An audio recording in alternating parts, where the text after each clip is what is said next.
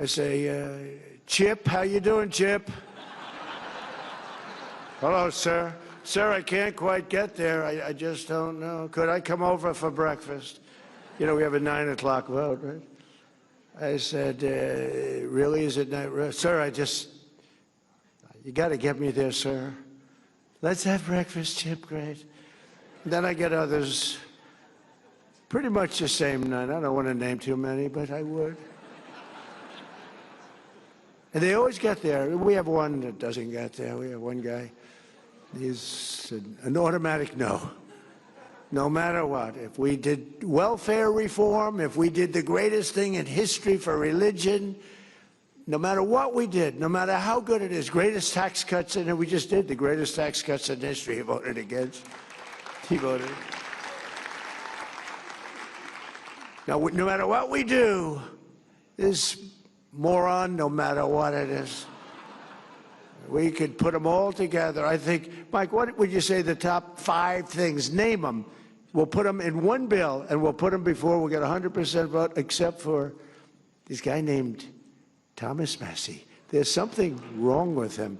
We call him Rand Paul Jr. You know, it's like they just vote no. They love voting no. They think it's good politically. The guy's polling at about 9%.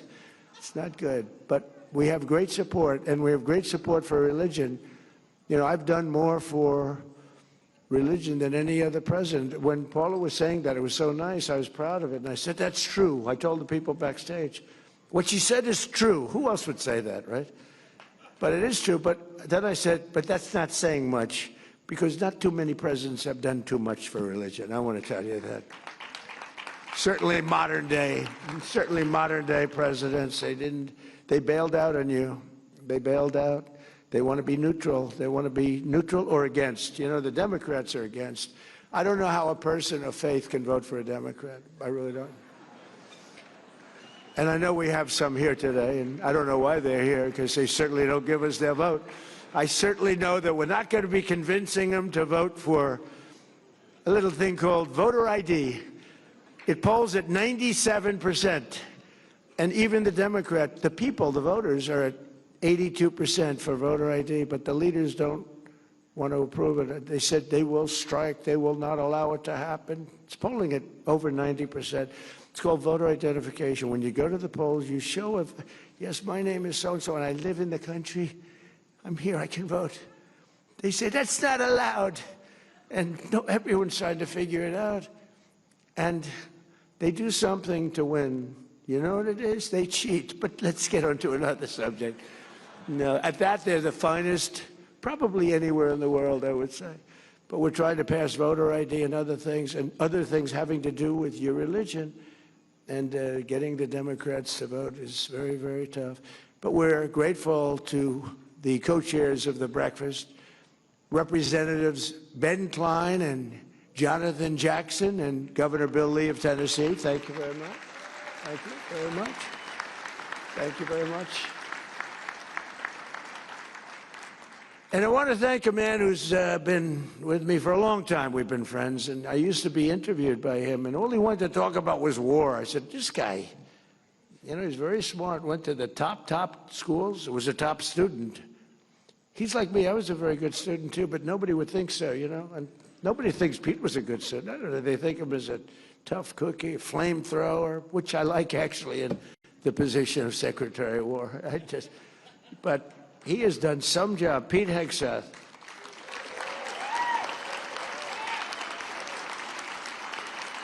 You know, he's very popular. He turned down a very large 5-year extension contract for millions of dollars a year. Oops, I don't want to say that. Your wife is here. She's saying, are you crazy? He's got the greatest wife. But it's true that Pete has just been incredible. And I used to go and be interviewed at Fox and Friends. You remember those beautiful days? And I'd say, what do you want to talk about? So I want to talk about releasing about 25 prisoners. They have arrested American soldiers because they taught them how to fight, and they fought really well, and they won every battle. And now they put them in jail because they said they were too tough. I said, so how many are there? 22. And some of these guys were they were fairly tough, wouldn't you say, Pete? But, you know, it's true. We teach people how to fight, and then you put them in jail because they fought a little bit too hard. And we took care of a lot of business, but that's all. We didn't talk about the things, the normal things that an interviewer would be talking about, right? But I saw that, and I saw his love for the military. I was obvious. He was always looking to protect soldiers. And I said, you know, he's a really smart guy. If I ever get this thing, I got to get it. It wasn't easy, you know. They rigged the second election. I had to win it. Had to win it. I needed it for my own ego. I would have had a bad ego for the rest of my life. Now I really have a big ego, though. Beating these lunatics was incredible, right? What a great feeling. Winning every swing state, winning the popular vote. The first time, you know, they said I didn't win the popular vote. I did. But they said, so they'd always say, would always thought they'd introduce it. While Donald Trump did not win the popular vote, you know, I'm sitting up being introduced by a Democrat or somebody. And they say, why Donald Trump did not win the popular vote? He won the presidency. Here he is. I said, that was terrible. I said, and we won the popular vote by a lot. We didn't want to play any games. This has been a much different. We had a great first term. We had the greatest economy in history, but this one's going to blow it away already. It's blowing everything away. We have $18 trillion coming into our country, blowing everything away. But we had a great first term. We rebuilt the military. You know, Biden gave a little chunk of it to Afghanistan brilliantly. He left tanks and planes and, you know, little things. I said, why didn't you fly the planes out? He said, well, nobody thought of it. You could have flown. He said, it's very hard to remove the equipment. Really? You couldn't fly an airplane? Buy a $150 million brand new airplane. Sir, I think it's better to leave it. Why? It's more cost effective. So we leave him a brand new jet. I said, these people are crazy. But we have it under control now like you've never seen, and our military has never been stronger. And you saw that with the B-2 bombers in Iran, and you saw it recently with Venezuela, where we're getting along fantastically with leadership. Really become a great relationship. I don't think there's been anything quite like it ever. In fact, we have 50 million barrels of oil floating right now over to Houston, and we're working with them really well. I don't think I've ever seen anything. The cooperation that we have and it's great for them because they were in big trouble economically, and yet they have more oil than any other country in the world, I think, except us. But they have more oil just about than any. And by the way, us and them, we have 68% of the world's oil. Now, I know that doesn't mean too much to people of great religion. I know you want to hear about that, but, you know, we got to keep our country strong, and we're doing really good. But that's been an amazing operation. I would say when people saw that, I was just talking to a great leader from El Salvador, and he said, man, that was some attack. I've never seen anything like that one, right? Right? That was good, even by your high standard, right? That was a hell of an attack. But we have a great country. We have tremendous leaders. We have a fantastic cabinet. We have unbelievable bench, and one of them is Attorney General Pam Bondi, who may be here. Where's Pam? Is she here? Where? Where are you, Pam? Where? See, she wants to keep it nice and low-key. You're really catching fire, by the way, Pam. You know, they were saying about Kristi Noem yesterday. I did the Super Bowl interview. Sir, are you going to relieve Kristi Noem of her duties? No. Oh. I said, why would I do that? We have the strongest border in the history of our country. We have the best crime numbers we've ever had. Going back to the year 1900, that's 125 years, we have the lowest crime numbers, despite the fact that this horrible, world's worst president, this is the worst president we've ever had, Biden. He had no idea he was president, so he doesn't take it personally. I don't want him to take it personally. Fortunately, he has no idea what the hell I'm saying. And he's watching right now. He's happy with what I just said. Okay. This is what we had running our country. But no, he was our worst president. We had some bad ones. We had Obama was very bad, terrible divider of our country. He was a divider. And believe it or not, we're bringing the country together. You know what's bringing it together? Tremendous success. We're having tremendous success. We have more investment being made in our country now than any country has ever had by many times. You go back 10 years, a certain country, not us, $3 trillion. We have in 11 months, because the 12th month is coming out next week, we have $18 trillion of investment coming in. The biggest ever was 3 many years ago. And one of the reasons for it is Secretaries Doug Burgum and Doug Collins. They are drilling like, you know, my whole thing was drill, baby, drill. Where are they sitting? I love those two guys. Come on, stand up. And is Catherine there? That's Catherine. Yes. Hi, Catherine. Chris. What they are drilling like nobody. I spoke with Chris yesterday, Doug. I said, how we do? Sir, we're drilling more oil than anybody's ever drilled by double, right? By double. We're doing it. That's why I was in Iowa last week with the farmers who were doing very well. We just handed them $12 billion out of tariff money because they were taken advantage of by foreign countries, various foreign countries. And I said, how much was it that they got hurt for? $12 billion. I said, good, let's write them a check. I gave the farmers $12 billion. And they don't even want it. They just want to be treated fairly. But we're getting it from that, but we're getting it with nobody's ever in history, and we've never done it either, like anywhere close. We're taking out more energy out of our beautiful land, oil and gas, clean oil and gas. And I always say, clean, beautiful coal. You know, the only thing I told these two guys they have to do, because they're the greatest energy people in the world, the best. I said, when you mention the word coal, anytime you mention coal, C-O-A-L, anytime you mention it, has to be preceded by 2 words, clean and beautiful.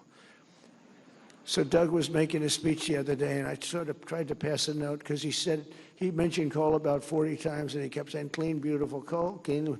It really only works a few times, right? I said, no, when you say coal, clean, beautiful. You know, we buy all that wind from, we don't anymore. So we haven't approved anything in wind, right, Doug? Nothing, because it's, you know, just, it's a quick way to losing money, losing beauty, losing your fields, killing your birds. And other than that, it doesn't work. And Europe is getting, you know, Europe is so bad with the windmills, they're destroying their country with wind. And I was over there, it's not even recognizable what they've done. They've got a big problem on their hands. Between immigration and energy, Europe is destroying itself, and they better get smart. And I love them all. I'm friends with everyone of every country over there. I've helped them a lot. Got the GDP up from 2% to 5%, which is, you know, for spending, for military spending. Nobody thought that was possible. Nobody thought 2% was possible. Got them to 5%. But it's not recognizable, Europe. If you go through the different cities, it's a very sad thing. And I tell it, I went over to Davos, they invited me, and when I left, they said, that may have been the stupidest invitation we ever gave to somebody, Switzerland. But they have to, I just say it like it is, they're destroying their country. Their energy is ridiculous, what they've done, and the immigration is, I'm telling you, it's a place where many of these countries are not recognizable, and I'd like to see them straighten it out. Very soon, it's going to be impossible for them to straighten it out. We have our Director of National and International Intelligence, Tulsi Gabbard, who's doing a great job. Where's Tulsi? She took a lot of heat 2 days ago because she went in, at Pam's insistence, she went in and she looked at votes that want to be checked out from Georgia. They say, why is she doing it? Right, Pam? Why is she doing it? Because Pam wanted her to do it. And you know why? Because she's smart. And they said, well, this has to do, her position has to do, it's really not so, but her position has to do with international. I say, well, the same people that said that, they've been saying Russia, Russia, Russia has been screwing our elections, okay? So let's assume Russia had something to do with it. They say, no, no, Russia didn't have. So now they're saying Russia had nothing to do with it. Because if I say Russia, that it's perfectly fine. But you could add China and about 5 other countries to it. But she's done a great job, and Pam has done a fantastic job, and we appreciate it both. I haven't seen you in a couple of days. And I have one of the greatest negotiators. I'm so proud of him. He's a great negotiator. He's smart and respected by everybody. Jameson Greer, U.S. Trade. Where is Jameson? He's around here someplace. Thank you, Jameson. Boy, he's good. We have a great team. We have a great economic team, a great military team. We have Raisin Cain helps Pete. Raisin Cain, General Cain. He wiped out ISIS in 3 weeks. I was told by General Mattis and General Milley, sir, it will take 5 years. I said, what? Sir, it'll take 5 years. I said, you mean we have the best equipment in the world, and we're fighting guys that use bad rifles, knives preferably. They're very good with a knife, but a knife shouldn't do it. And I said, why? And I flew over to Iraq, and I met a guy named Cain. I came out of the plane, and there's a handsome general standing there. I had 3 generals. I went there to find out why the hell we couldn't win the war. Why aren't we winning the war against ISIS? They've been, playing games with us. So I wanted to see, and that's where I met Raisin Cain. I said, what's your first name? Raisin, sir. They call me Raisin. I said, what the hell kind of a name is that? Right? We've learned a lot about him. Now we get it. In this very quiet manner, he's brutal. Just ask Venezuela. Ask Iran. They're negotiating now. They don't want us to hit them. We have a big fleet going over to Iran. But so Raisin was there at the bottom of the plane. What's your name? Raisin. What's your last name? Cain. I said, so your name is, let's get this straight. Your name is Raisin Cain, right? Yes, sir. That's what they call me. You're the guy I'm looking for. And then he said, sir, if you'd like, you can go and sleep. It's a 20-hour trip. If you'd like, you can go and sleep. We have quarters prepared for you. I said, no, I don't have to sleep. I've been on a plane sleeping for I'm sleeping the plane. I don't sleep on planes. I don't like sleeping on planes, I like looking out the window watching for missiles and enemies, actually. But he said, sir, we have a place prepared for you, and we can meet after you've rested. I said, no, let's go right now. So we did that. And I said to him, they tell me it's going to take 5 years to defeat ISIS. No, sir. I said, well, how long would it be, General Cain? Sir, we can do it in 4 weeks. I said, what? We can do it in 4 weeks, sir. And I should have maybe a couple of weeks left over. You can do it in less than 4 weeks? Yes, sir. I said, well, how come they tell me, our television generals, as I call them, two very poor generals, these guys, they look nice, they were nice guys. They didn't have what it took, believe me. Yeah, some people have that. They don't have what it takes no matter what. I said, how come they tell me it's 4 to 5 years? And he said, well, I don't want to speak badly about anybody, so I'd rather not comment on that. I found that to be nice, okay? But I said, all right, tell me how you're going to do it. Well, sir, we use this one base here, and we're hundreds of miles away. And by the time the planes get to the target, they have to come back and refuel, and we're too far. I said, why do we do that? Because we don't want to offend any of the other countries. I said, we have a lot of portable airports, right, Pete? We have portable airports all over the Middle East, runways that are portable. You put them down, you take them up. We have equipment. Nobody has the stuff we have. We have airports that look better than Kennedy Airport. And they're built in sand. And it took us about 2 minutes to build them. No, the equipment is incredible. You can land any plane on them, right? Portable. And we've got many of them, sir. We have to use them. I said, why don't we? Because we didn't want to defend, offend another country. I said, let me ask you a question. You're in the middle of the desert. Would another country know if we're taking off from some strip in the desert? They would have no idea, sir. They don't have radar. They don't have anything. So he explained it. So We want to hit them, sir, from 17 different locations. And we want to hit them left. And we hit them, here we go. And we want to hit them right. Sure, and we want to hit them from the top. And we want to hit them from the bottom. East, west, north, south. Sir, they won't know what the hell hit, and we'll knock them out. We did it politically correct. 5 years, we'd call up the country head and we'd tell them, we'd like to attack ISIS today. As soon as the call was made, they'd call ISIS and tell them, you're going to be attacked, get the hell out of it. This is what we were doing for years, but not with Raising Cane and not with Pete Hegseth, right, Pete? We don't do that. And we have a little different method. So I went back to Washington and I said, you know, this guy, he said, and then I checked up on him, and he was so respected. I said, he's really, like, respected. And I called him back. I said, General, go at it. Do good luck. God bless you. And he said, I say that to the people going out every time, and they say it when we give the okay for, like, the attack on Venezuela or the attack on Iran. He says, I say, we all say, we're all in a room together watching. We watch it. We watch these attacks.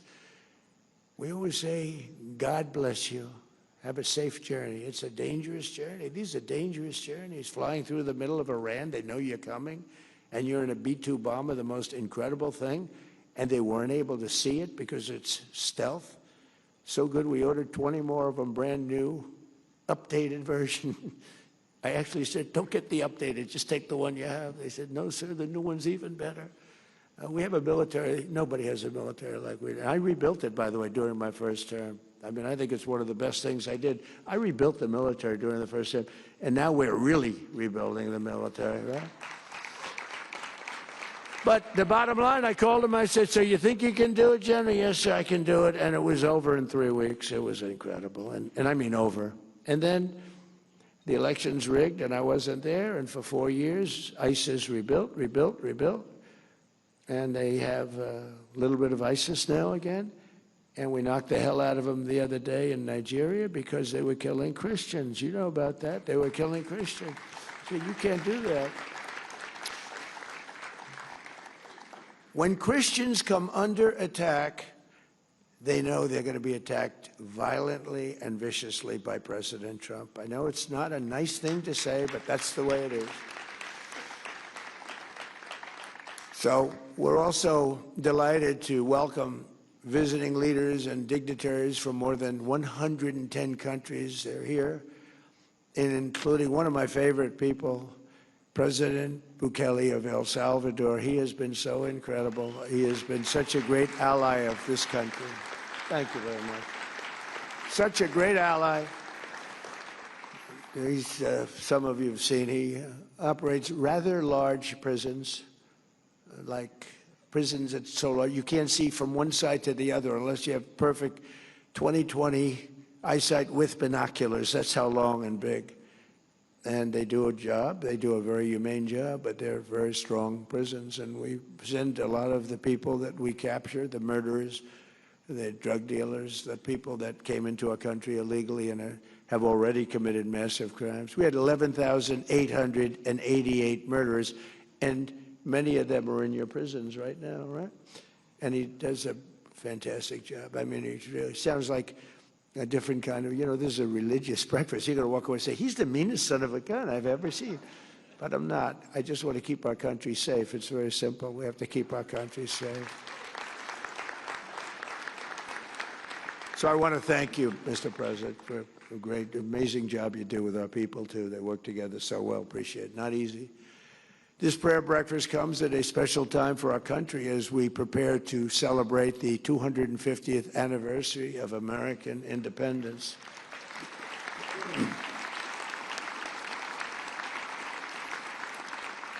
And we're also very shortly going to have the Olympics and the World Cup. And, you know, I got them. I was the one that got the Olympics, and I was the one that got, and I was so upset because I got them. I tried to move them up, but I couldn't.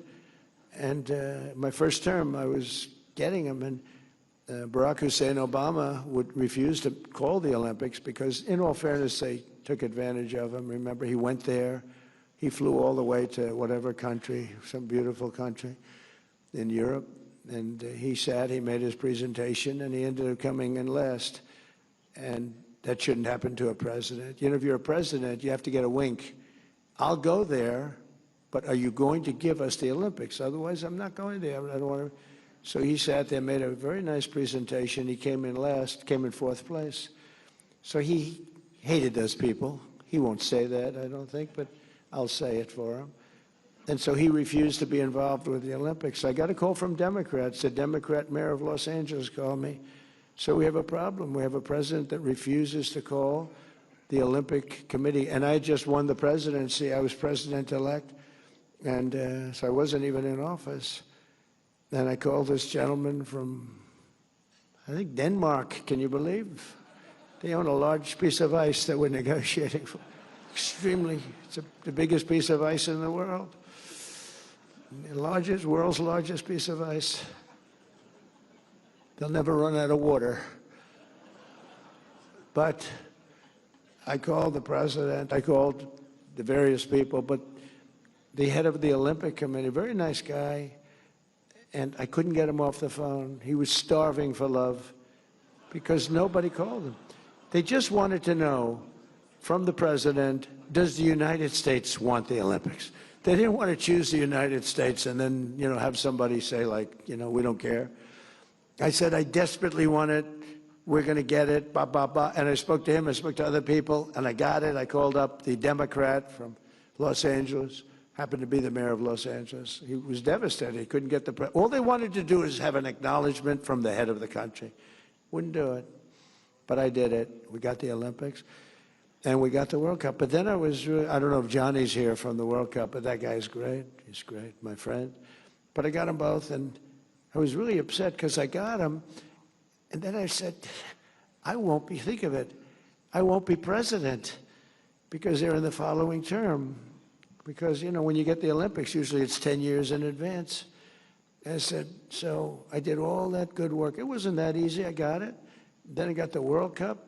They both were happening now in a year, another year and a half, a year, right after the 250. I didn't get 250. I tried to claim it a couple of times.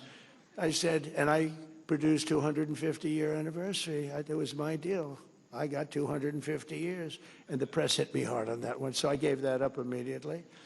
But I happened to be president during that, so think of it. So I'm the president, and I got these two things, and I said, you know what? I got the Olympics to come to the United States, and I got the World Cup to come to the United States, and I probably won't even be invited to be there. And I was really angry. And then they rigged the election. And then I said, I'm coming back. And I got the Olympics and I got the World Cup. Right?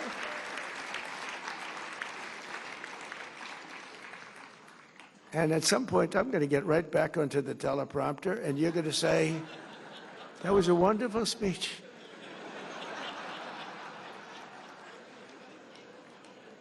On that momentous day in 1776. This is so much easier. You know, it takes real talent to do the other.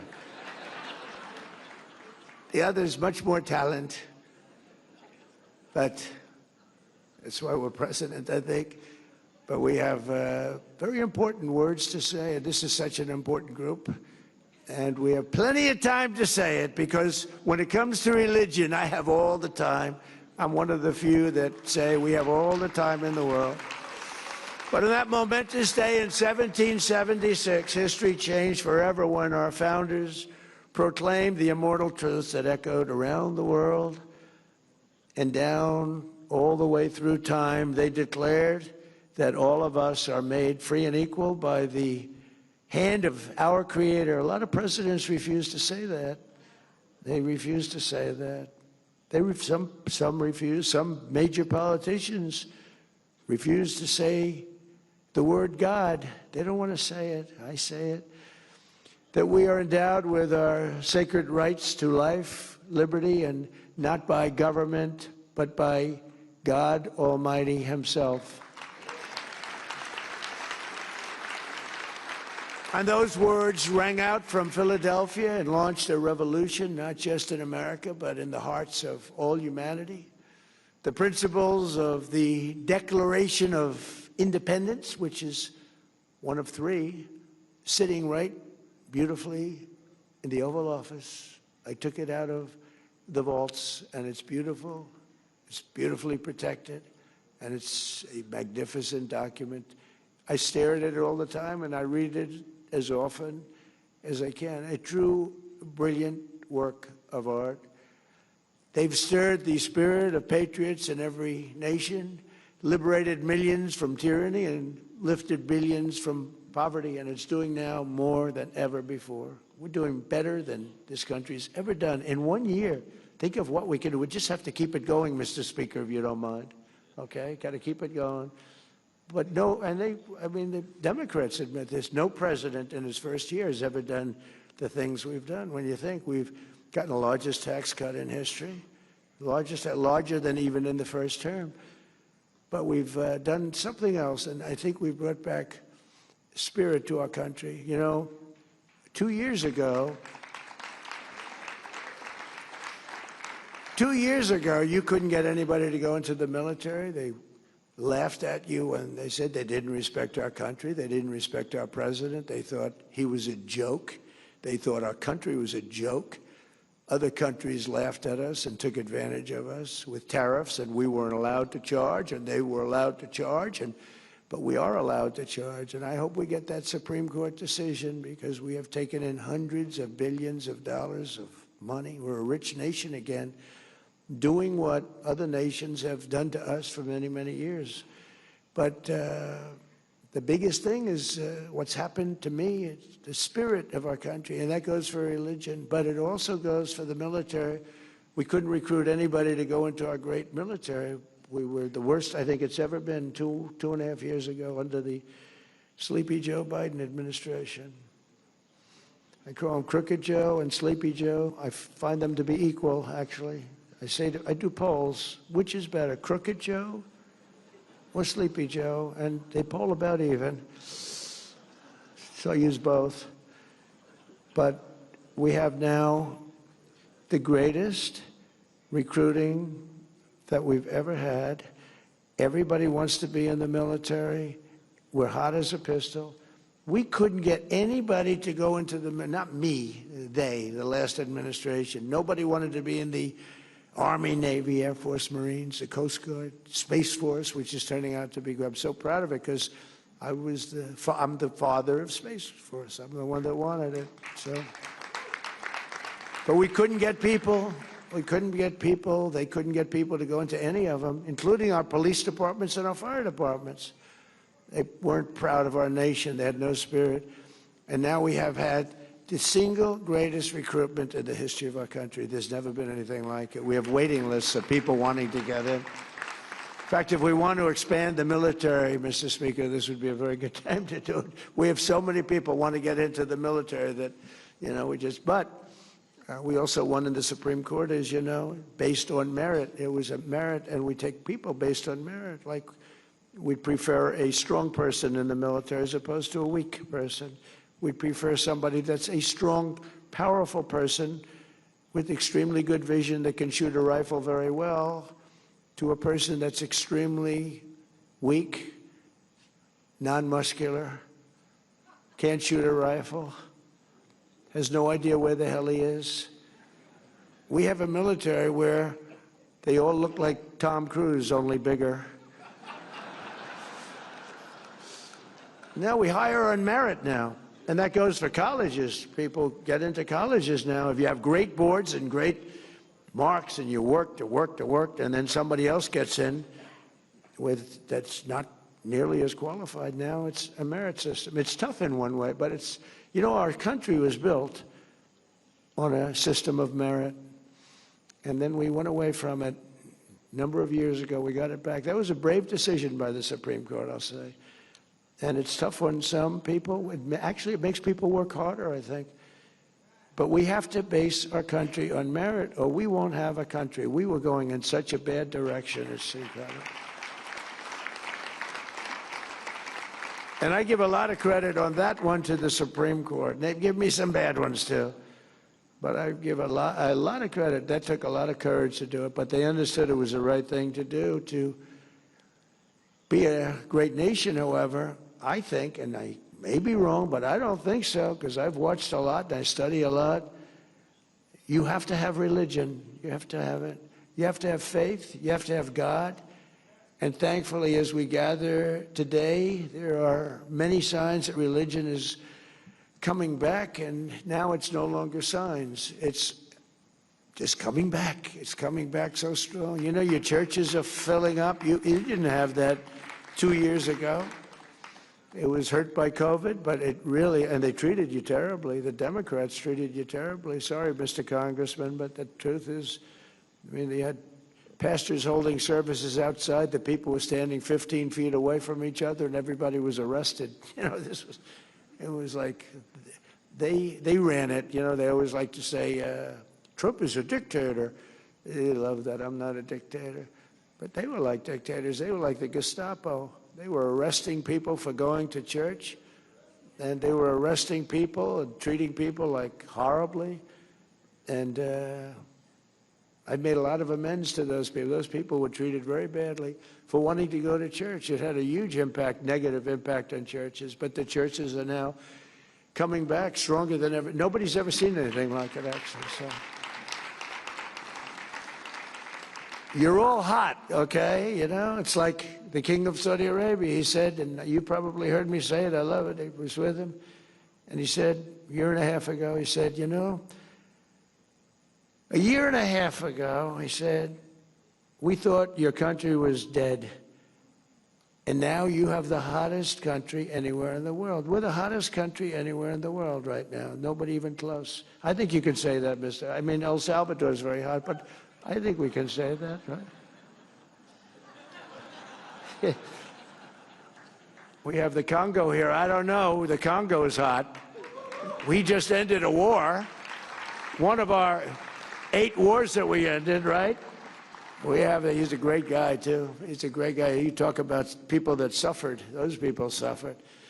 In 2025, more copies of the Holy Bible were sold in the United States than at any time in the last 100 years.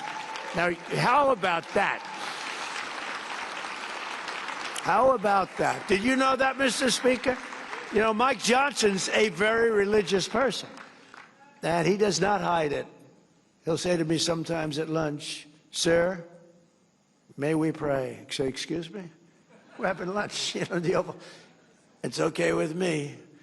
But he's a very religious person, and he is popular, and he's doing an unbelievable job. So I think God is watching over you. God is watching over him. I don't know about me, so I hang around with him because I feel I'm protected a little bit. In the last 12 months, young Americans attended church at nearly twice the rate as they did 4 years ago.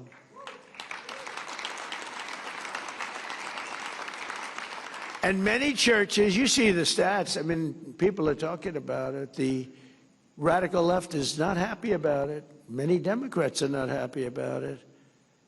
This, by the way, will be the last year the Democrats show up to this event, I tell you. But I got to say, how the hell do you vote for these people? But some churches are seeing a 30%, 50%, or even 70% increase in the number of converts, and also the number of people going to church every week. To support this exciting renewal this morning, I'm pleased to announce that on May 17th, 2026, that we're inviting Americans from all across the country to come together on our national mall to pray, to give thanks, and we are going to do something that everyone said, like, that's tough. We're going to rededicate America as one nation under God. You know, a lot of people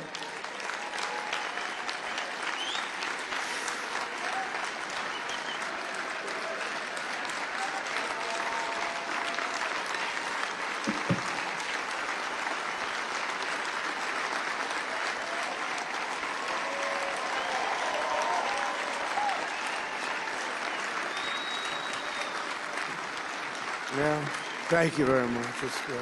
That's what I mean by, the Spirit. It's so incredible to see it. I see it so much. I've never seen anything like it in 1 year. I thought it would take 2 years, 3 years, 4 years to be where we are. Well, we've done it in, really 10 months. We're at 12, but now it's just getting to a level that we've never reached before as a country.